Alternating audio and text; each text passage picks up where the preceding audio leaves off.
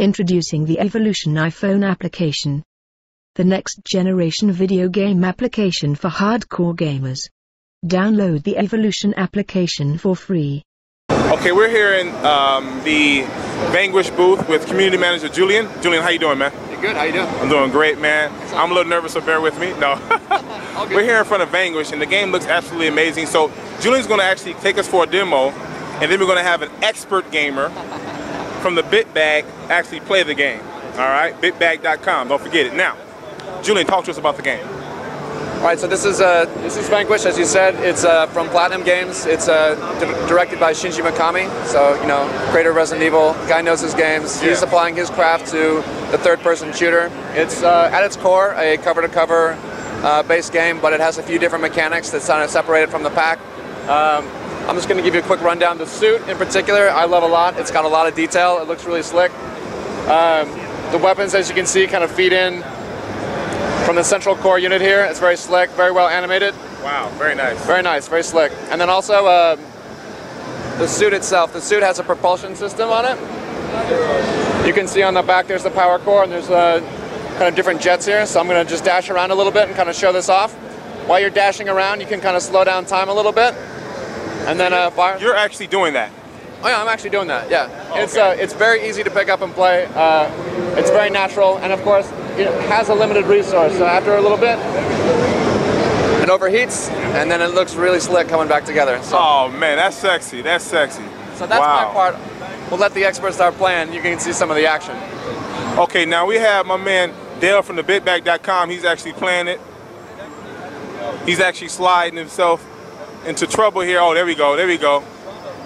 Nice. Now this is being played on the Xbox 360. Right, we got Xbox 360 and PlayStation 3. But you would know they're identical. They look fantastic. That's good to hear. That's good to hear. So there's not one platform that's going to be superior to the next. They're both equivalent in quality, correct? Oh yeah, definitely. They're absolutely, they're spot on. Everything looks the same. There's no difference between either version. Nice. Now, can you talk a little bit about this particular level that we're playing on? What's going on here? Well, right now we're, so the point of the game revolves around Russia and the United States are at war. Russia has blown up San Francisco, and they're making a play for this space station. The space station, in the future, it's a resource game, you know. People are fighting over resources, and this station in particular is harvesting energy from the sun, so it's a major point. If they can take it, they can take the war. So here's Sam Gideon, a member of DARPA. He's developed the suit. He's coming in to strike back with the Marines and take the fight straight back to the Russians and keep the station. Tell me something about the suit. So Sam is an actual human inside of a tech suit, correct? Yes, that's right. He is fully human. You'll see in the cutscenes the shell opens up, the mask opens up, so you can actually see a little bit of Sam as he's moving around. But yeah, it's definitely not a robot. He's a full person, very agile, very slick. So is he made more or less an agent with a lot of ability? You have to be almost enhanced to wear the suit as a human? Yeah, the suit kind of grants him special abilities, the dashing, for example, and you know, the ability to kind of like slow down the gameplay, to kind of take better aim, you know, shoot out the enemies and such. I love that. It always looks so slick. Oh wow, he's controlling a mech here. Yeah, so some vehicle play too.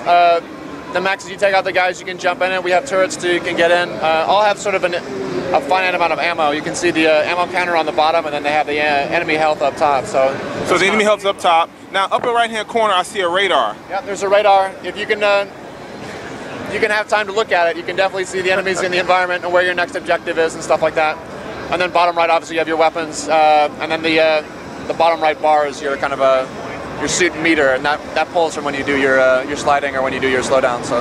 Oh my gosh, that was so amazing. My man over here playing like he knows what he's doing for real. So when the screen gets red, it's almost like he's okay. There's his face. Oh wow, look at that. That's ridiculous. When the screen gets red like that, it's telling you that you're taking a lot of damage, and it will put you in. If you have power, it'll pull you into this kind of slowdown. It will basically tell you either need to get to cover or take out the guys that are shooting you. So you can use it offensively or defensively, depending on how you want to take it out. Sometimes boss is too big. Maybe you want to just pull back and kind of get cover, recharge, and then go back in. But other times, it's just a really good opportunity. You know, get a couple of headshots and clear the room.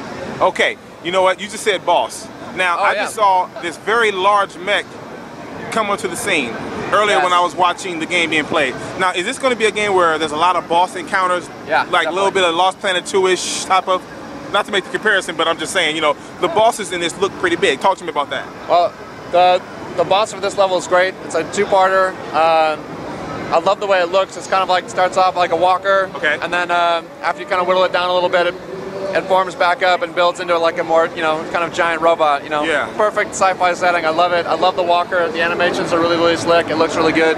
Okay. So you're definitely going to see bigger, badder, more intense fights of this type. Really? But I can't go any more detail on it, so. Okay, I understand. Now, is this a single-player only game, or is there going to be a multiplayer added to it? Well, this is a single-player game. Again, it's directed by, you know, Shinji Mikami. This guy knows his single-player games. It's tuned as a very tight single-player experience. You know, especially with the, you know, slow-down gameplay, the boosting and the dashing. You know, it really is at its core a very tight single-player game. Wow, this is amazing, man. I'm looking at this. Okay, please tell me this game is coming out soon. It's definitely coming out soon. It's coming out in October. This year? This year, oh yeah. Wow. Now, I noticed too as I'm watching the game, you know, the sliding and you can go into cover. Were there any other games that have come out in the past that were maybe an influence on this game that you know of? I can't speak to that because I'm not in the development side, but okay. Sorry. And, I definitely think, you know, you can see influences in the gameplay, you know, just from other kind of cover-to-cover shooters, but, you know, they've taken their own twist with it. You know, Platimun Games, they're great guys. They make amazing games, and, you know, it really shows that they know their stuff, even when they take it to a genre, you know, another genre, you know, with third-person shooters, so. Absolutely, man. Platimun Games, things that come to mind are things like Bayonetta. Oh yeah, Bayonetta was beautiful amazing. Game, amazing Fantastic. game. And the guy behind the game, I believe he made a game known as Beautiful Joe. Is that right? Yeah. Remember that? Yeah. Beautiful Joe was the truth, man. I love that game. Yeah. This is amazing. Okay, so that's him with the mask off. No, that's actually that's no, not him. Oh yeah. This guy here. Yeah. Okay. And he's working with all the other soldiers there. Yep. They're working with him. Yep. And the fight continues. The fight continues. We got two transports that drop in. You can fend these guys off, and then that's when the action hits. That's when the boss comes down. I mean, this game oozes with style. He kicks open the ammo cart. He slides. He twists his legs up. I mean, everything is about, look at me, I'm sexy with it. That's hot, man. I'm liking that. Now, I'm looking at the ships there. The red parts of the ships are what you attack? Actually, in this case, the guys are going to run out of these loaders. Okay, and you can, okay. Yeah. Wow. My man on the sticks looks like he definitely knows what he's doing, huh? Yeah, you do. Wow. He's doing a good job. This is an amazing game. I love the scale of the game. One thing I'm noticing is that there's a lot of action on the screen, yet there is no frame rate issues. Oh yeah, it runs clean. It runs the full 60 frames per second. It looks really slick. There's a lot going on in the environment, explosions, tracer fire. You know, when you slow down, you can really like get a chance to take it all in. It's pretty slick. Wow. I mean, it definitely runs really smooth. And when you play it too, I mean, it feels really good too. It's very easy to pick up and play and kind of get a little bit out of it. Right. And then as you get to play a little bit more, just like, I mean, for me, it's like Bayonetta. As soon as I got to a little bit more, another level, I was getting better, and you know, the game kind of builds on that, throwing more and more stuff at you. Yeah. Now let me ask you some more questions. I know I'm driving you absolutely nuts, but bear with me. The weapons he has, as you play through the game, is there going to be some upgrading of your weapons? Yep. You're getting more powerful and things like that? There's definitely more weapons than what we're showing here. But we do have like 4 on the floor. We have the heavy machine gun, we have a light machine gun, and we have a shotgun. And then a sniper you can find. So you will be able to find weapons in the environment, but you'll only be able to carry 3 at one time. Oh my God, okay, This is our boss. This is the boss. This is the boss. I think I'm going to need a bigger gun. Yeah, right. I'm going to need a bigger boat. It's like a Jaws thing. Man, look at this boss, man. Like okay, you're going to actually fight this thing, is that what you're saying? Yeah, definitely. Okay, you guys have to watch this. This is ridiculous. Oh, he has a smoke like Snake. A little Metal Gear influence there, maybe? Maybe, smoking's interesting. Actually, when you're in cover, you can light a smoke, throw it out, and sometimes draw enemy fire, so there's a little tactical play on that. It's kind of fun at the same time. Wow, look at that. Is amazing. Yeah, it's like, the nice thing about Vanquish, you know, as you said, it was running very slick, very smooth. Very smooth. You know, all the animations just look really good, you know.